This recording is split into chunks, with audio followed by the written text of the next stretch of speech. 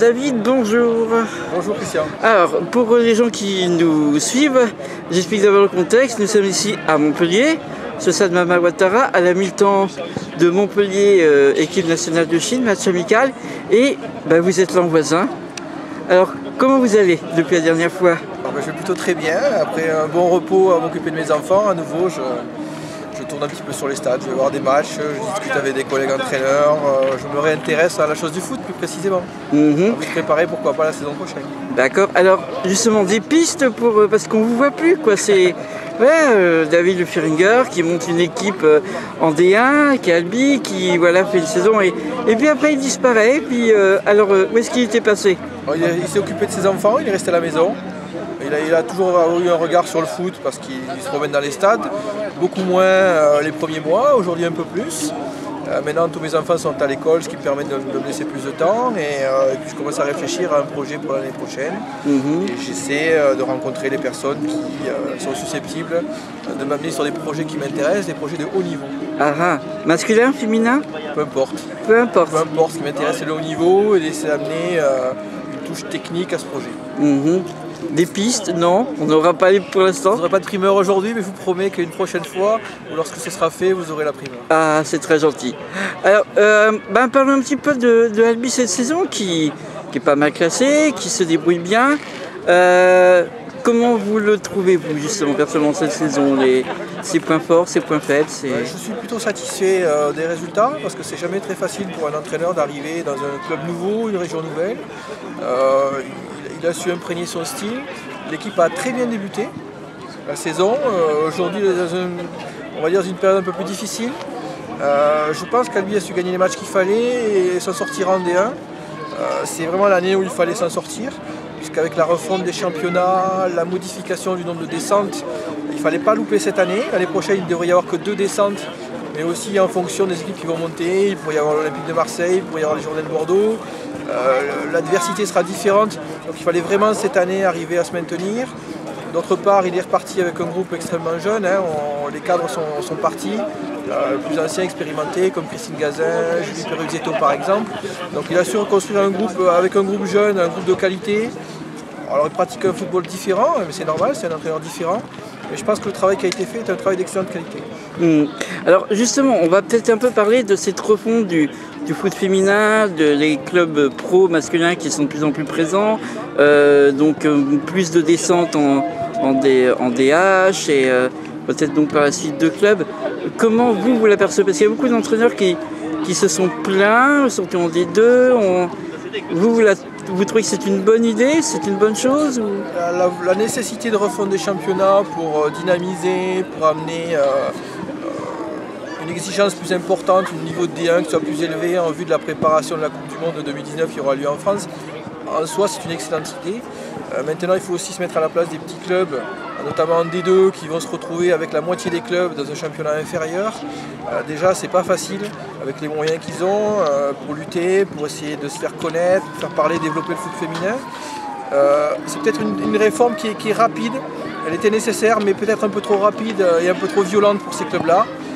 On va voir dans les mois qui viennent, dans les 2 saisons qui viennent, si elles sont su s'adapter, se réadapter. Mais je crains fortement l'hégémonie des clubs professionnels et que pour les clubs un peu plus amateurs, ça devienne beaucoup plus compliqué. Alors peut-être même en D1 je dirais, parce qu'on voit Juizic qui peut encore accrocher le podium et qui a de plus en plus de mal, qui s'éloigne d'office irrémédiablement des 2 premières places quand même, qui veut rester justement une volonté de football amateur et tout. Est-ce que vous pensez que du coup même en D1, on risque de voir d'ici 3-4 ans peut-être la suprématie qu'un copier-coller presque de la L1 masculine? Il y a de bonnes chances qu'on a effectivement vers ce modèle-là. Je visite un cas un peu à part, parce que c'est un club qui a quand même beaucoup d'avance sur les autres clubs, notamment sur sa structuration, sur sa préparation, qui est un club exclusivement féminin. Mais effectivement, un club qui a un budget comme celui-ci en amateur, il n'y en a pas d'autres. Mais encore une fois, avec l'hégémonie des clubs professionnels, Bordeaux, Marseille, peut-être Lille demain, Nantes, on ne sait pas, Lorient, effectivement, même Juvisy pourrait, en fonction de la volonté de ces clubs-là, avoir du mal à jouer un rôle intéressant. Alors exister en D1, c'est pas exclu qu'elles existent en D1, Mais jouer un rôle comme elles peuvent le faire actuellement, c'est-à-dire lutter pour la Ligue des Champions, ça se compliquera, c'est évident. Alors, vous me tendez une perche, je la prends.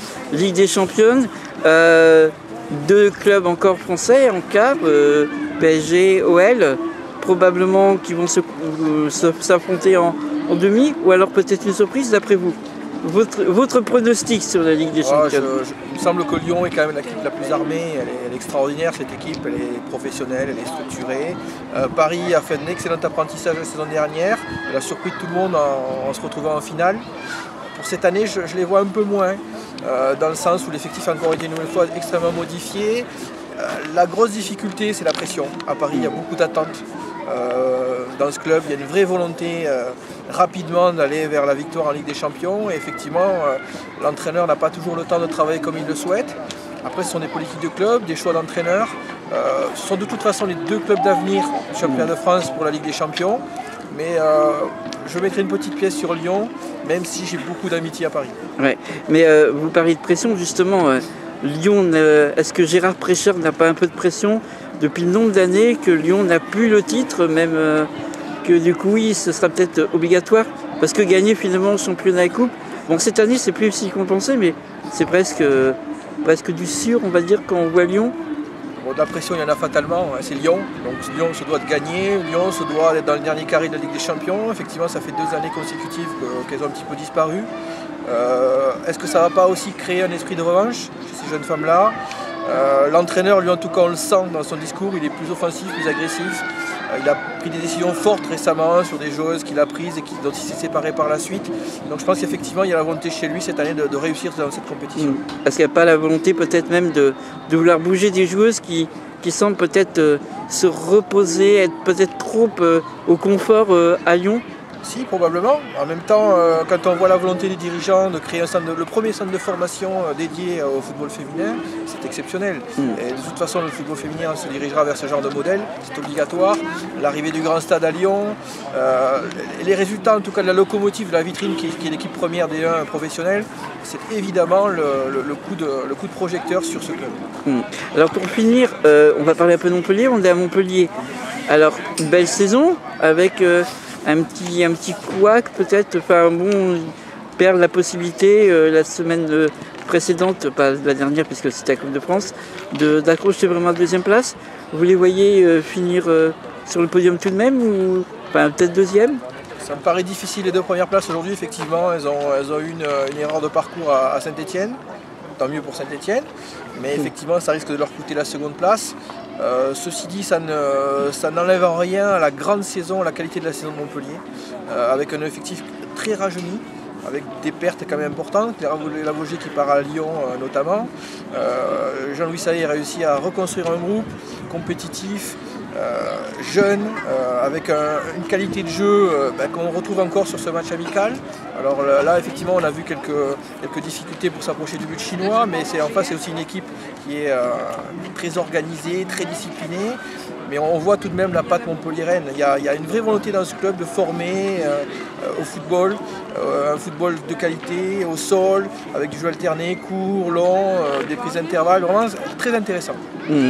Alors, on va s'arrêter là parce que comme on est à la mi-temps, vous avez des impératifs qui vous obligent à partir. Moi, j'ai des impératifs terrain. En tout cas, que les gens sachent bien que voilà, c'est la grille juste qui nous sépare, mais qu'en tout cas, Maëlys Thierry, ça a été un grand plaisir de vous retrouver et de pouvoir vous interviewer à nouveau. C'est très gentil à vous, hein, et c'est le cas pour moi également. J'ai toujours plaisir à trouver des gens qui sont passionnés de football féminin, de football en général.